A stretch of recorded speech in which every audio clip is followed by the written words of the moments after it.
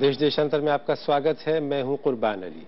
आधार card संभवतः विश्व का सबसे बड़ा बायोमेट्रिक पहचान पत्र सिस्टम बन गया है। भारतीय विशिष्ट पहचान पत्र प्राधिकरण ने अब तक लगभग 82 करोड़ आधार कार्ड जारी किए हैं। आंकड़े बताते हैं कि आधार कार्ड के लिए नामांकन कराने वालों की संख्या लगातार बढ़ती ही जा रही है और आधार के लिए हर माह लगभग 2 करोड़ नामांकन हो रहे हैं। कई सरकारी योजनाओं को आधार से जोड़ा गया है। कुछ सरकारी सहूलतों के बारे में ये कहा गया है कि आधार के बगैर इनका लाभ नहीं लिया जा सकेगा। हालांकि बाद में सुप्रीम कोर्ट ने इसकी मजबूरी को खत्म करने के पक्ष में अपनी राय दे दी है। आधार कार्ड की व्यावहारिकता को लेकर दो स्पष्ट राय हैं। कुछ लोग इसके पक्ष में हैं और कुछ इसके विरोध में हैं। निजता और सुरक्षा को लेकर कुछ लोग सड़क से लेकर अदालतों तक आधार के खिलाफ संघर्ष कर रहे हैं। यूपीए सरकार में गृह मंत्री रहे पी चिदम्बरम ने तो इसे देश की सुरक्षा के लिए भी सही नहीं बताया था। क्या है आधार कार्ड की असलियत और कितना जरूरी है ये आम आदमी के लिए, यही विषय आज हमारी चर्चा का, जिसमें मेरे साथ भाग ले रहे हैं पूर्व कैबिनेट सचिव TSR सुब्रमण्यन, वरिष्ठ पत्रकार विनय कुमार, किरण भट्टी साहब सीनियर फेलो हमारे साथ हैं centre for policy research India, और मनीषा प्रियम हमारे साथ जुड़ेंगी। सबसे पहले TSR सुब्रमण्यन साहब, मैं आपसे जानना चाहूंगा कि ये जो आधार कार्ड एक बड़ी सफलता के रूप में पेश किया जा रहा है और आज ये खबर आई है कि अब तक 82 करोड़ लोग, बहुत बड़ी तादाद है, 3/4 से भी ज्यादा आधार के लिए अपना नामांकन करा चुके हैं। किस रूप में देखते हैं आप, कितनी सफलता है ये और इससे क्या क्या लाभ होने की उम्मीद है? देखिए, इंडिया में 15 या 20 अलग अलग आइडेंटिफिकेशन सिस्टम्स पहले से रहे हैं। कंफ्यूजन बहुत रहा है। मैं उत्तर प्रदेश में चीफ सेक्रेटरी जब था 90s में, तब भी मैंने कहा कि एक ही चाहिए, क्योंकि क्रॉस बॉर्डर नेपाल वगैरह से क्रॉस करके आते हैं, सिक्योरिटी इश्यूज वहाँ आते हैं, तो इंडियन सिटीजन्स के लिए आपका एक अलग कार्ड चाहिए जो आइडेंटिफिकेशन तुरंत हो जाए। उस समय टेक्नोलॉजी अवेलेबल नहीं था जो अब अवेलेबल है।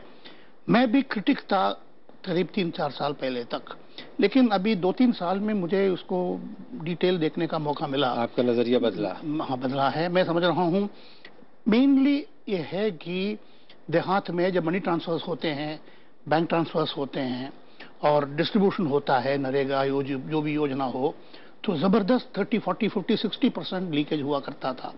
अब ये आने के बाद जहाँ जहाँ नए मशीन्स भी आ गए, जो मशीन में आप पंच इन कर सकते हैं नंबर को, आइडेंटिफिकेशन हो सकता है। मैं क्रिटिसिज्म अलग है, उसके बारे में नहीं कह रहा हूँ, मैं पॉजिटिव चीजें कह रहा हूँ। मेरा व्यू ये है कि नंबर 1, एक यूनिक सिस्टम जो भी नाम हो वो होना चाहिए, और उसके साथ हो या ना हो, नंबर 1। नंबर 2, जो लोग एक जगह से दूसरी जगह जाते हैं उनका आइडेंटिटी एस्टैब्लिश हो जाता है। आम तौर पे बूढ़े लोग, अनपढ़ लोग, उनके लिए एक बायोमेट्रिक आइडेंटिफिकेशन सिस्टम अनिवार्य है। सब लेके अच्छा है। मैं आता हूँ आपके पास में। मनीषा प्रियम जी, आप सुन रही हैं इस चर्चा को। मैं आपकी राय जानना चाहता हूं कि आधार के बारे में आपकी क्या राय है? क्या आप इसे एक सक्सेस स्टोरी मानती हैं? देखिए, आवाज आपकी टूट के आ रही है, लेकिन राय का जहां तक सवाल है, एक बायोमेट्रिक आइडेंटिफिकेशन सिस्टम जो है अब ये दिख चुका है कि राजनीतिक परिवर्तन, बिल्कुल इतना जोर का परिवर्तन ही नहीं, प्रत्यावर्तन हुआ, किंतु ये स्कीम जो है वो मुकम्मल दिखती है पिछले सरकार के पास भी और इस सरकार के पास भी। और कहीं ना कहीं ब्राजील वगैरह में जो सोशल प्रोटेक्शन की जो पॉलिसीज थी वो अगर बेहतर तरीके से चल पाई, कैश ट्रांसफर की जो पॉलिसीज थी, तो उनका आधार कॉमन आइडेंटिफिकेशन सिस्टम्स का बनाया जाना, पूरे सिस्टम का एक इलेक्ट्रॉनिक पाथवे पे होना, ये सब बहुत महत्वपूर्ण थे। तो भारत में किसी भी सरकार के लिए एक बहुत महत्वपूर्ण बात है कि कैसे हम अपने नागरिक का डेटा जो है वो एक इलेक्ट्रॉनिक पाथवे पे ले आएं। लेकिन इलेक्ट्रॉनिक पाथवे पे ले आना ही एक सोल्यूशन नहीं है।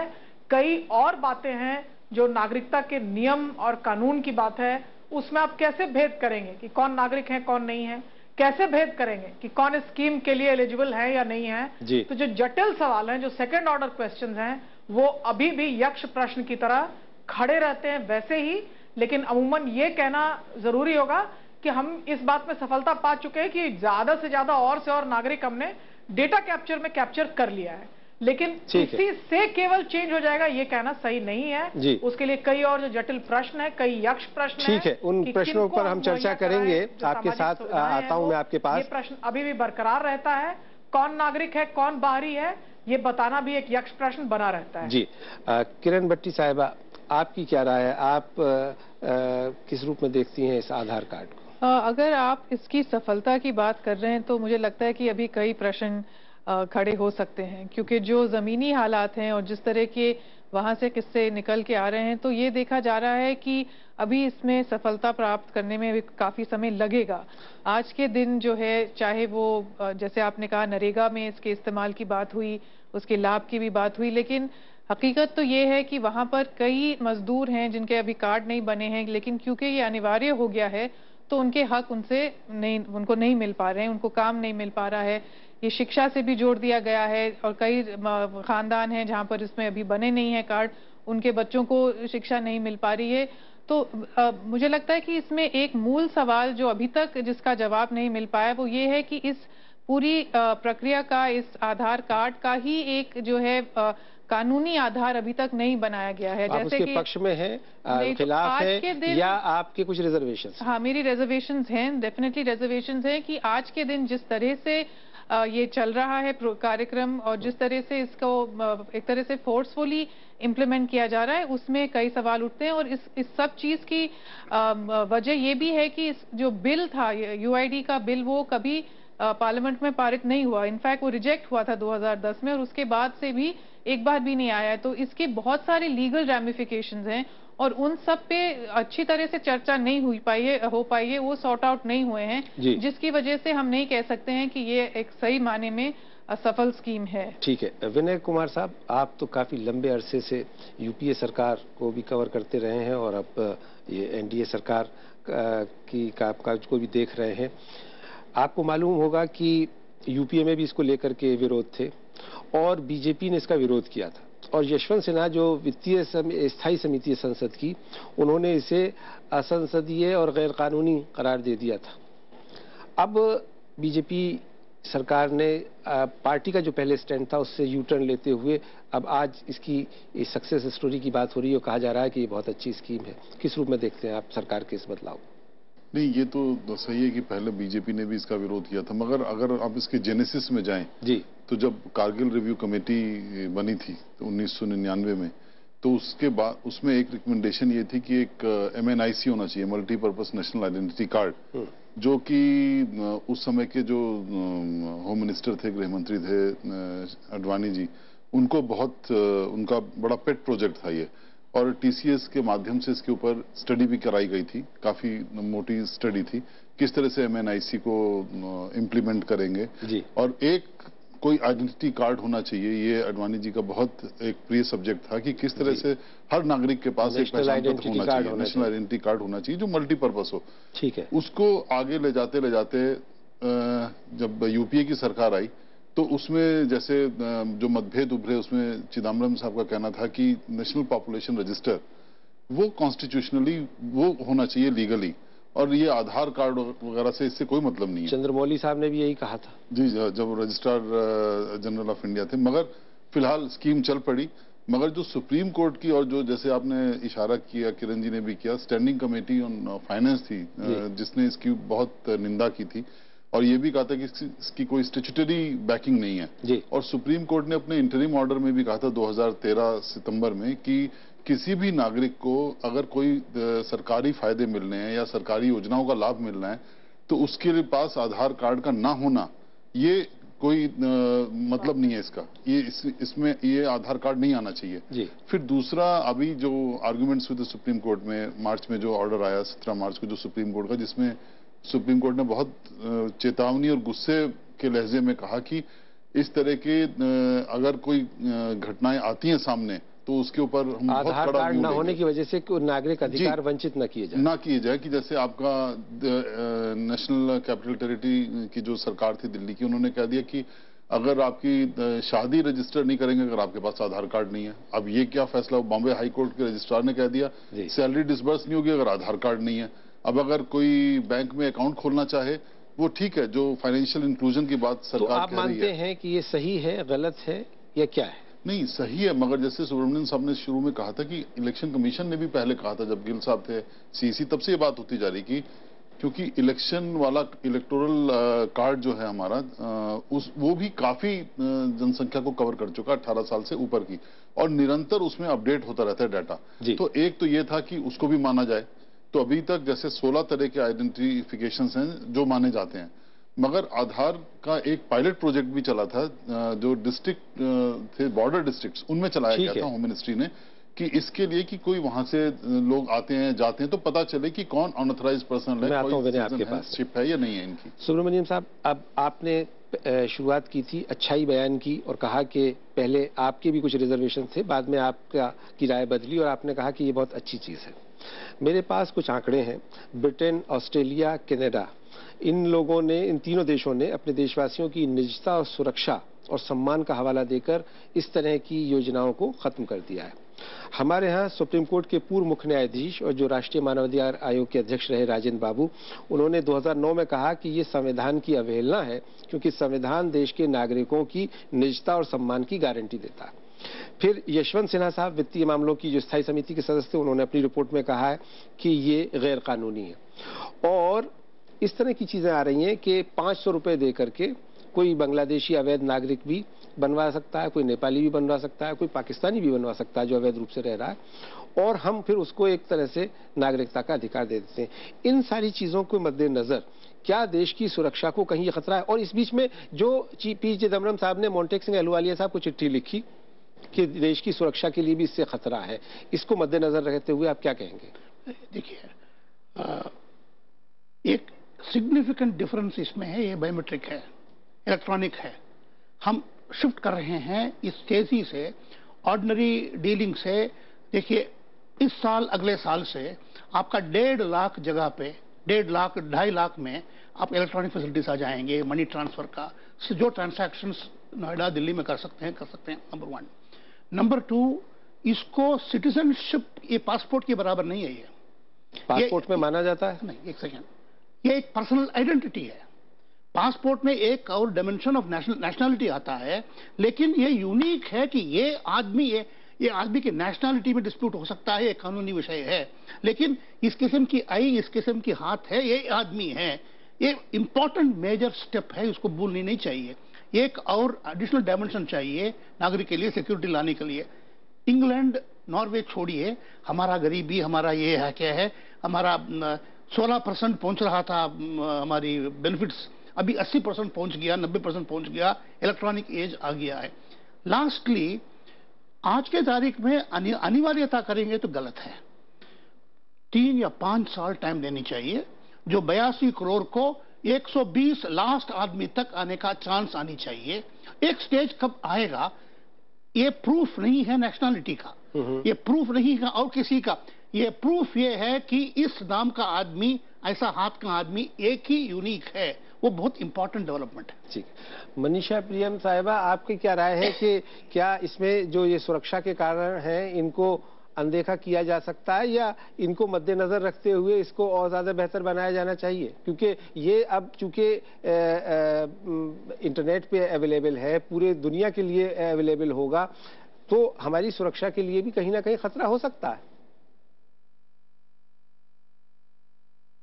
देखिए, डेटा प्राइवेसी और नागरिक के प्राइवेसी के जहां तक सवाल हैं, वो सवाल एक अलग किस्म के सवाल हैं, और जो सबसे सक्षम आलोचक रहे यूआईडी के, उनका ये सवाल जो निरंतर बना रहा है, चाहे वो यूपीए की सरकार रही हो, जब नंदन नीलेकणी इसकी अगुवाई करते थे स्कीम की, तब भी ये सबसे बड़ी आलोचना रही, और आज भी वो आलोचना वहीं की वहीं बरकरार रहती है जी, कि सिटीजन की प्राइवेसी जो है वो एक डेटा बैंक में चली जाती है और सरकार इसको किसी बाजारू कंपनी को बेच भी दे सकती है। लेकिन इन बातों को कुछ अलग तरीके से डील करना है। मेरा ये मानना है कि सरकार अब इन आलोचनाओं के बावजूद भी, एक नहीं 2 सरकारें और राजनीतिक बिल्कुल प्रत्यावर्तन, सिर्फ पलटी नहीं है तख्ता, प्रत्यावर्तन राजनीतिक होने के बावजूद भी, एकदम डिफरेंट पॉलिटिकल आइडियोलॉजीज के बावजूद भी, दोनों सरकारों ने इस स्कीम पर कहीं कोई सवाल नहीं उठाया। तो कहीं न कहीं सरकारों को जो धनराशि वो नागरिक पे खर्च करती हैं, अब ये सही लगता है कि इस स्कीम पे खर्च किया जाना चाहिए। यशवंत सिन्हा जी ने इस पर सवाल जरूर उठाए थे, लेकिन आज जयंत सिन्हा जी हजारीबाग को रिप्रेजेंट करते हुए और फाइनेंस मिनिस्ट्री में है, और जिस जनधन योजना की वो अगुवाई करते हैं, वो जनधन अब इसी पे हो रहा है। अब जहां तक सवाल है कि इसको अनिवार्य बनाया जाना चाहिए कि नहीं बनाया जाना चाहिए, इस शो में आने के 2 मिनट पहले मैं अपने पासपोर्ट का पुलिस वेरिफिकेशन करा रही थी और कहीं भी नहीं मांगा गया है, उसके बावजूद भी आधार कार्ड का फोटोकॉपी अब हर जगह मांगा जाता है जी। तो कहीं ना कहीं मैं ये मानूंगी कि भारत में नागरिक जो है उसको कहीं कोई कंप्लेंट हो कि ये नियम नहीं फॉलो किया जा रहा, या कई लोगों को ये भी कंप्लेंट है, इनफैक्ट बहुत तादाद में ये कंप्लेंट है कि हमारा आधार कार्ड नहीं बनता है, हमारे फिंगरप्रिंट्स नहीं लिए जा सकते हैं, हम कामकाजी महिला हैं, हम कोई ऐसे हाथ के काम करते हैं कि हमारे हाथ के फिंगरप्रिंट्स जो स्पष्ट नहीं है, तो हमारी टेक्नोलॉजी जो बहुत कमजोर है। तो तरह तरह के नागरिकों के जो सवाल हैं यूआईडी को लेके वो बहुत ज्यादा हैं। सिटीजन कंप्लेंट्स का कोई स्थान सरकार की जो कार्य प्रणाली है उसमें नहीं है। कौन है जो मेरे बिहाफ पे जाके कहेगा कि भाई पासपोर्ट में ये चाहिए कि नहीं चाहिए? मेरे तो हाथ में पासपोर्ट है, पुलिस वेरिफिकेशन की आवश्यकता है, आप मेरे से 8-10 क्या मेरे पिताजी का हॉरोस्कोप भी मांगते हो, तो भले वो नियम और कानून में हो या नहीं हो, अपने पासपोर्ट को लेने के लिए मैं वो सब कागज पेश करूंगी, चाहे वो कहीं लिखा हो किसी नियम में, कानून में। मैं थानेदार को क्या समझाऊं कि ये नियम के अंतर्गत नहीं है, कानून के अंतर्गत नहीं है, वो करते करते मेरा पासपोर्ट 2 महीने और देर हो जाएगा। तो कहीं ना कहीं भारत में जो सबसे बड़ी कमी है वो ये है कि नागरिक को अगर कोई कंप्लेंट है तो उसके पास कोई रास्ता नहीं है। पीआईएल का भी जो गुट है, जो सिक्योरिटी कंसर्न्स हैं, वो केस वेस फाइल करके वो सब बहुत वेल डॉक्यूमेंटेड आलोचना है। ये आपने कारण बताए, ये आपने समस्याएं बताई, लेकिन कुछ इसका निदान भी तो बताइए। तैयार नहीं है कोई, सुने तब तो, कोई सुने तब तो, कोई सुने तब तो, कोई ऐसा सेल रहे जहां मुझसे अगर मांगा जाए तो मैं तुरंत कंप्लेंट करूं कि ये अमुक अफसर जो है वो मेरे से आधार कार्ड अभी मांगता है। आपको पता है आधार कार्ड बैंक अकाउंट से सबका लिंक नहीं है, ऑप्शनल था जिस वक्त हम लोगों ने आधार कार्ड बनाया। क्यों? जब डायरेक्ट बेनिफिट्स में जब एलपीजी गैस सिलेंडर के लिए कहा गया कि आपकी ये धनराशि अब आपके अकाउंट में जाएगी, कहां सवाल किया गया? फिर वही कोर्ट का रास्ता। तो आप बताइए, मैं दिन भर एक कामकाजी महिला होने के नाते 9 से 6 की नौकरी करूं, या छोटे से ग्रीवांस के लिए भी एक पीआईएल के गुट के पास पहुंच के एक जत्था बनाऊं, और जत्था दल में रोज हम सरकार से लड़ाई के लिए कुल्लम कुल्ला एक सुप्रीम कोर्ट और 25 कितने हाई कोर्ट्स, यहां रोज हम खड़े रहें?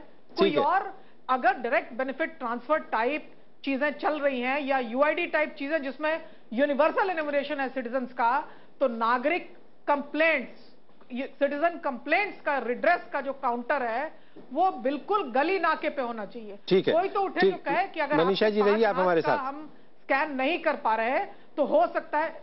हाँ। जी किरण भट्टी साहिबा, अब जो बहस है, आपने भी शुरू में इसमें कहा कि साहब इसमें कुछ खामियां हैं, उन खामियों को दूर किया जाना चाहिए।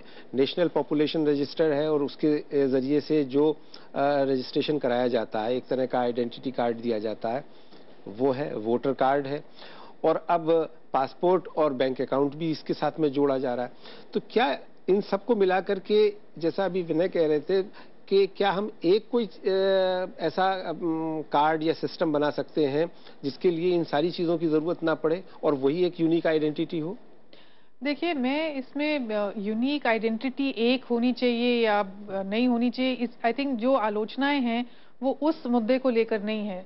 आलोचनाएं जो आ रही हैं वो एक तो अनिवार्यता पे आ रही हैं, निजता पे आ रही हैं, क्योंकि ये सारी चीजों पे अभी भी क्लैरिफिकेशन नहीं हुआ है। तो सिटीजन्स कंप्लेंट्स हैं कि भाई शादी नहीं कर पा रहे आप जब तक कि आपका आधार नहीं है, आप कोई भी प्रॉपर्टी रजिस्ट्रेशन या प्रॉपर्टी मैटर नहीं कर पाते हैं। आप दिल्ली शहर में तो नहीं, आप अपनी रेंट की लीज भी आप नहीं रजिस्टर कर पाते हैं क्योंकि वो रजिस्ट्रार कहेगा जब तक आधार कार्ड नहीं है, जबकि सुप्रीम कोर्ट का ऑर्डर है कि वो अनिवार्य नहीं है, लेकिन एक्चुअली एग्जीक्यूटिव में, पूरे ब्यूरोक्रेसी में तो उसकी जरूरत ऑलरेडी एस्टैब्लिश कर दी गई है। ये है एक जेन्युइन प्रॉब्लम। तो अब आपके पास वोटर आईडी भी हो, पासपोर्ट भी हो, लेकिन तब भी जब तक आधार कार्ड नहीं है आप ये बहुत सारी बेसिक सर्विसेज को आप अवेल नहीं कर पाते। और गैस की सब्सिडी आपको नहीं मिलेगी अगर आधार कार्ड, गैस की सब्सिडी नहीं मिलेगी। और लेकिन मिडिल क्लास के लिए तो ये सारी मुसीबतें हैं, लेकिन जब एनआरईजे वर्कर को अब जॉब नहीं मिल सकता है, उसको काम पे नहीं जा सकता है, तो वहां पर तो लाइफ एंड डेथ वाली बात आ जाती है। या किसी बच्चे को स्कूल में एडमिशन नहीं मिलता है क्योंकि वो उसके पास आधार कार्ड नहीं है, तो वो बेसिक राइट्स, फंडामेंटल राइट्स की भी वायलेशन हो रही है वहां पर। तो ये सारी चीजों को पहले सॉर्ट आउट करना चाहिए था इससे पहले कि उसको अनिवार्य कर दिया जाए, जो कि नहीं हुआ। लेकिन मैं ये चीज कहना चाहती हूँ कि टेक्नोलॉजी का इस्तेमाल जरूर होना चाहिए। ये जरूर बात है कि हमारी सरकारी स्कीम्स खासतौर से ठीक से नहीं चल रही थी, उनको बेहतर बनाने के लिए ये आया है ये टेक्नोलॉजी का इस्तेमाल। लेकिन हमारी जो जमीनी हकीकत है वहां पर अभी भी ये इस तरह की टेक्नोलॉजी का इस्तेमाल करने के लिए वो अभी तैयार नहीं है। जैसे कि महिलाएं हैं या दूसरे वर्कर्स हैं जिनके फिंगरप्रिंट्स ठीक से नहीं हो पाते हैं, जरूर ये बायोमेट्रिक्स वगैरह इस्तेमाल हो रहे हैं, लेकिन हजारों ऐसे किस्से हैं जहां पर मेरे खुद के घर पे गलत आधार कार्ड आए हैं, लोगों के आए हैं, एड्रेस वो दिया है अभी नहीं हुआ है।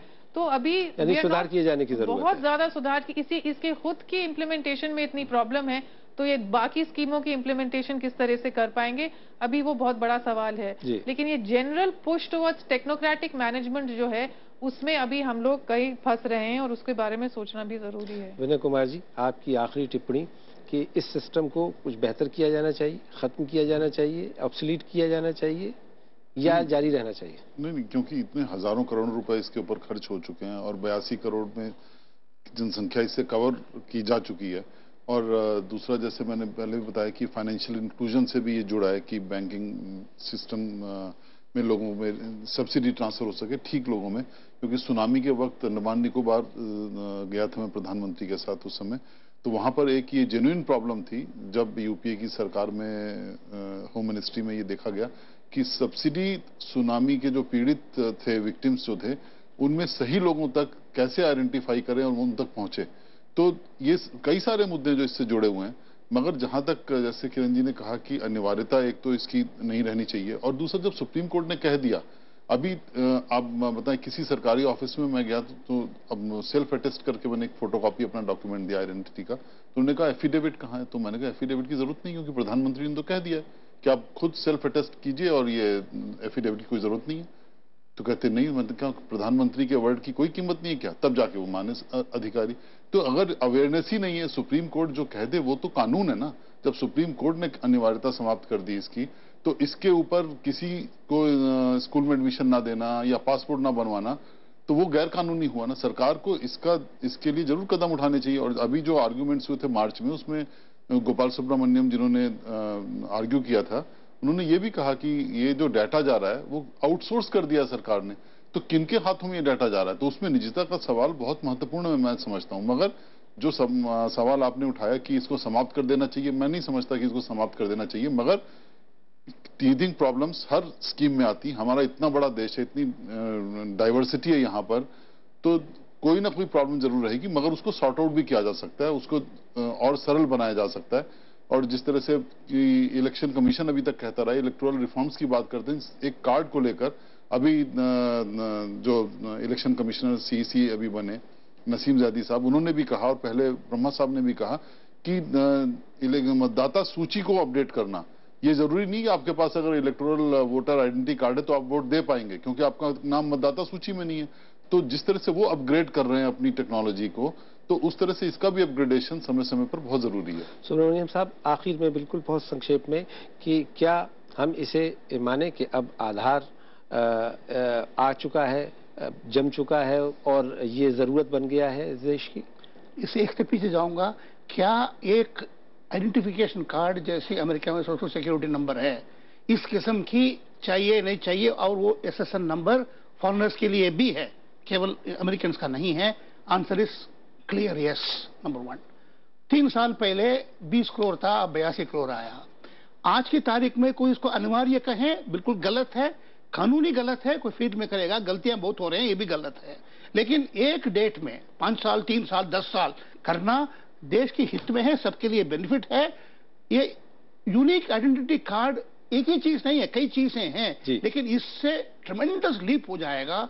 सर्विसेज प्रोवाइड करना, आदमी का आइडेंटिफाई करना, बेनिफिशियरी का देखना, मेजर प्रॉब्लम आपको चेंज हो जाएगा। बहुत बहुत शुक्रिया टीएस सुब्रमण्यम साहब हमारे साथ इस चर्चा में भाग लेने के लिए। विनय कुमार साहब आपका, किरण भट्टी साहिबा आपका और मनीषा प्रियम हमारे साथ जुड़ी थी, आप सभी का बहुत बहुत शुक्रिया। हमारे मेहमानों का मानना है कि आधार कार्ड में कुछ कमियां हैं, कुछ सवाल हैं, उनको एड्रेस किया जाना जरूरी है, लेकिन ये अब देश की एक जरूरत बन चुका है और हर नागरिक के पास अब ये आधार कार्ड होना चाहिए ताकि वो नागरिक सुविधाएं हासिल कर सके। देश देशांतर में मेरे साथ इतना ही। नमस्कार।